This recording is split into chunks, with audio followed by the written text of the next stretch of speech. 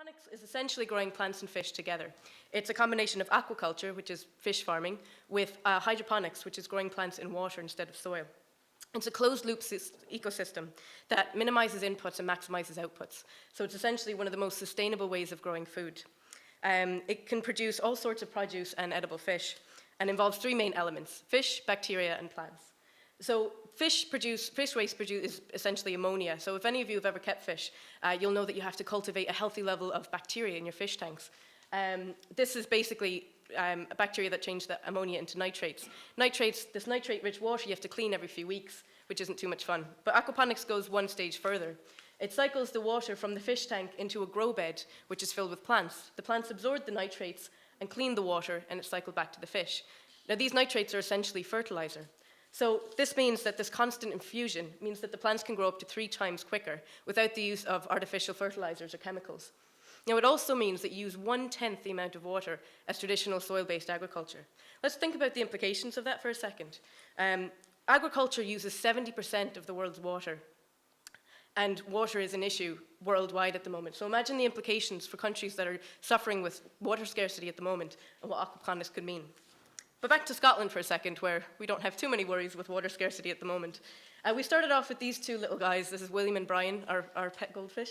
And we started in these show systems that were quite aesthetically pleasing and quite small to bring aquaponics to Glasgow. One thing that I found, though, as well as growing food, people were really interested in the story and what aquaponics could do and what it meant.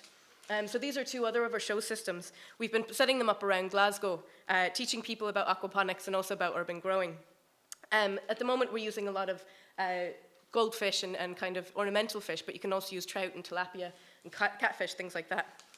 We're also working with schools in the area because we find that this educational value is just really vital for kids. We're developing a program for the Curriculum for Excellence that integrates into several parts of it.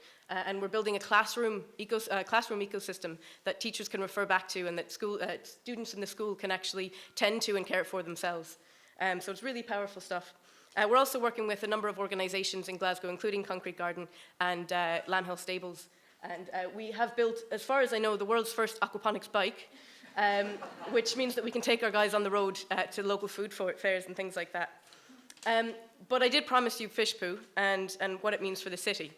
So because aquaponics doesn't use soil, it means that it's not kind of belabored by the traditional structures of traditional spaces in the way that you grow food. This means that you can use things like vertical growing and save lots of space. So you don't need vast plots of land to grow food anymore. You can bring fresh produce and fish closer to the point of consumption. Great for foodies, but it also has another implication. Food production accounts for 1/3 of the UK's carbon emissions. That's the way it's harvested, the chemicals and fertilizers used, and also the travel associated with shipping the food from farm to plate. Now, the WWF says that the food industry needs to cut its emissions by 70% by 2050 in order to limit the amount of global temperature rise we have. Couple this with the fact that by 2050, 70% of the world's population is growing in a city, and the answer to me seems simple. We need to bring the food into the city and start growing it here. Now, this may seem impossible on a large scale, but that's not so. In Beijing, for example, since the 1960s, they've been growing 50% of the fresh produce that people consume in the city market gardens. So how do we get this happening in Glasgow? Well, while we're rethinking how the food is grown, why not rethink where it's grown? For example, in the US, a number of aquaponics companies have popped up in cities like Detroit, Milwaukee, and Chicago. Now, they move into old warehouses and old factories, and they convert them into growing spaces. So as you can see here, here's a field of basil in an old factory in Detroit. They also employ the local community, which means that it raises skill sets and employability of the local community, and it also brings fresh produce to places that are traditionally food deserts that don't have these nutritious foods to eat.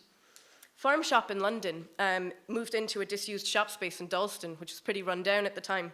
They built a workshop space for aquaponics, and they also built a cafe. So you can go and buy a sandwich surrounded by the produce that fills the sandwich as a curious tilapia look on. So it's quite an interesting experience. And then in Bâle in Switzerland, there's an organization called Urban Farmers. They built a 2,700 square foot aquaponics rooftop garden. Now, when it's fully functional, it will produce around 5 tons of fresh produce and 1 ton of fresh fish per year. And when you can take into consideration that the average commercial rooftop is 4 times this size, we're talking about a lot of food. conceivably, the tenants of a building could actually grow all the food that they need on the roof. And leaving no place unturned, we can actually go underground as well to grow our food. You may have heard about Growing Underground. It's a London-based company that moved into the train systems in London and grow food hydroponically. So the tunnels, basements, and boarded up public toilets of Glasgow could soon be teeming with lettuce and tilapia. The potential for Glasgow's vacant spaces is enormous. As you walk around the city, you see brown sites and open lots, but you also see vacant buildings and unused rooftops. For example, the upper right is a picture taken from the lighthouse just off Buchanan Street. Not a single roof garden in sight. And I work in the financial district, and essentially I'm surrounded by giant greenhouses every day that are just to let and nobody's using them. So I pose to you the same question that I pose to the students I work with. What is your future food vision? The technology to grow food almost anywhere in the city is already here, and aquaponics is a great way to do so without chemicals and pesticides and in a water and resource efficient manner. The only limit at the moment is the limit to our creativity. The healthy, integrated urban city growing that we want is already a reality. Thank you.